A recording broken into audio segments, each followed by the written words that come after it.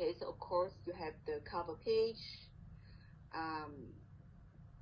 and then you have a table of contents, and this is what you're required to have as an introduction, problem statement, research question, and then annotated bibliographies and references. Okay, you see, you're not going to do in the order from introduction to reference, but you need to do the annotated bibliography first in your draft. And then you read, the compare contrast in the bibliography, do the synthesis, do the literature review, and then you come up with the problem statement, and you design the question that answer the problems to fill in the gap. Both is the structures that you might follow. Okay, then you have an introduction.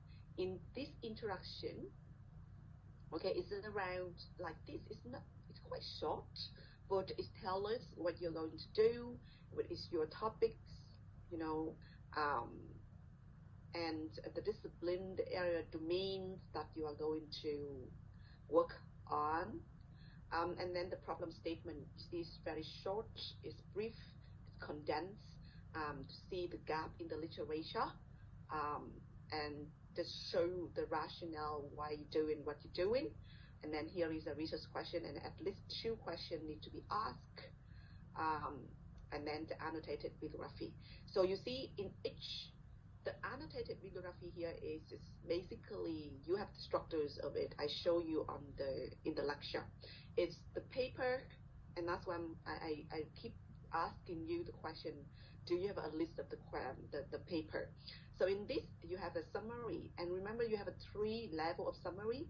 First is description, second analytics, and the third is the implication for that paper. So you have each citation in separate page, right? So this is the second citation, and again you have 3 small paragraphs saying about what they found, what is the weaknesses and the strengths of this paper, and how this paper contribute to the broader knowledge. See, like for example, it show the gaps in the methodology in nonprofit. So the gap is here, is the weaknesses of this paper. Sorry, the contribution of this paper is for the methodological contribution. And then the third paper, again, 3 small paragraphs, and you do the same thing for the 8th citation. Ma'am, what should the 3 paras be about, ma'am? Like you were saying something like analytic something. If you revisit the lecture,